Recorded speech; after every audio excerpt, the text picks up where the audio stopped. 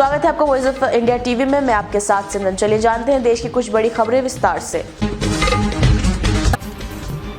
Cross voting करने वाले कांग्रेस विधायक बोले, हम बीजेपी के साथ। हिमाचल प्रदेश कल राज्यसभा चुनाव में क्रॉस वोटिंग करने वाले कांग्रेस विधायकों में से एक रवि ठाकुर शिमला में राज्य विधानसभा पहुंचे। जब उनसे पूछा गया कि क्या वे कांग्रेस के साथ है या भाजपा के साथ, तो उन्होंने भाजपा का नाम लिया।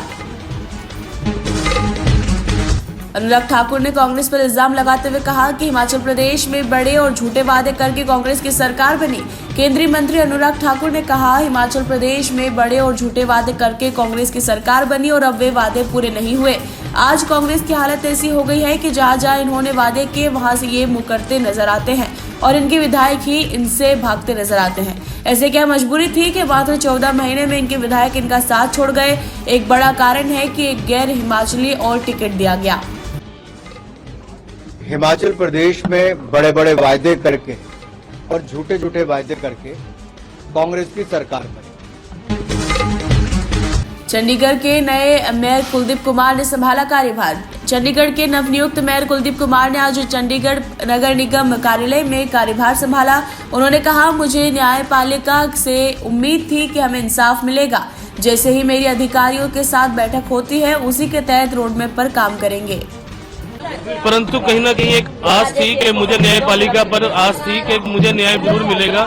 उसके लिए भले ही हमें माननीय सर्वोच्च उच्च न्यायालय पे जाना पड़ा और आप लोग मीडिया बंधुओं ने जो साथ दिया उसका तहे दिल से धन्यवाद है और मुझे उम्मीद थी कि हमें वहाँ पर इंसाफ मिलेगा। हिमाचल प्रदेश सरकार में मंत्री विक्रमादित्य सिंह ने कही बड़ी बात, कहा, हमने पार्टी का हमेशा साथ दिया। मैं आज सिर्फ इतना कहूंगा कि वर्तमान समय में मेरा इस सरकार में बने रहना ठीक नहीं है। मैंने निर्णय लिया है कि मैं मंत्रिमंडल से इस्तीफा दे रहा हूं।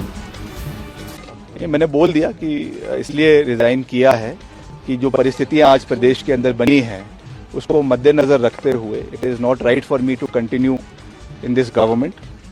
पार्टी हाईकमांड को भी मैंने उसके बारे में बात कहा है। बाकी जो भी निर्णय पार्टी लेगी उसमें हम उनके साथ खड़े हैं।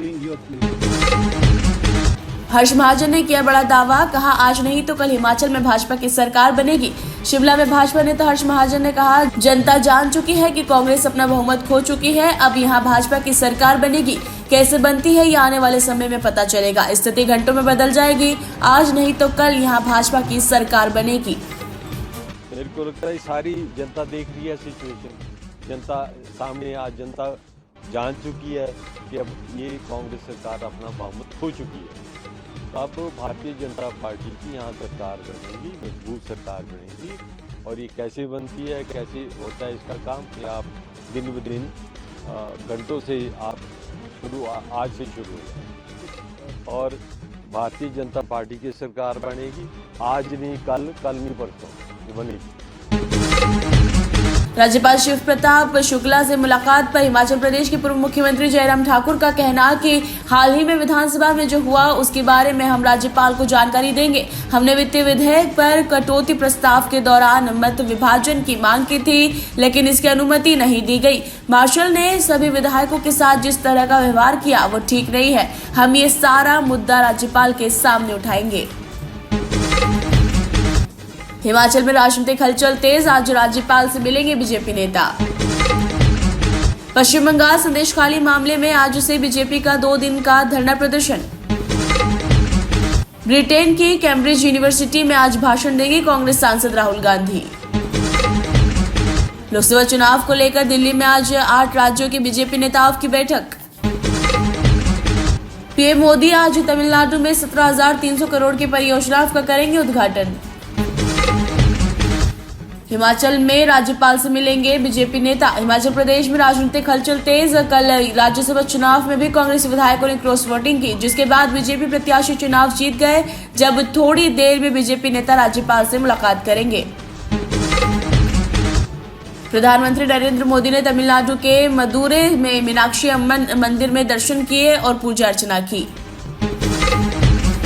थाईलैंड के उप प्रधानमंत्री और विदेश मंत्री पर्णप्री भहिदनुकारा ने दिल्ली में उपराष्ट्रपति जगदीप धनखड़ से मुलाकात की। ग्लोबल वार्मिंग और प्रदूषण की वजह से पर्यावरण असंतुलित हो रहा। असंतुलन की वजह से मौसम पर असर पड़ रहा है। बारिश न के बराबर हो रही है और नदियां फरवरी के महीने में ही सूखने लगी है। गर्मी शुरू होने से पहले ही बिहार की कई नदियों के सूखने से चिंता बढ़ गई।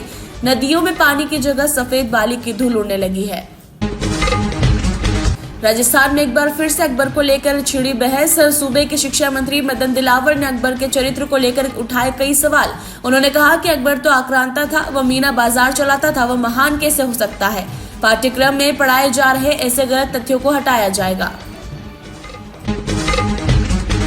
ये था अब तक का अपडेट। लगातार अपडेट्स के लिए बने हमारे साथ वॉइस ऑफ इंडिया टीवी पर। शुक्रिया।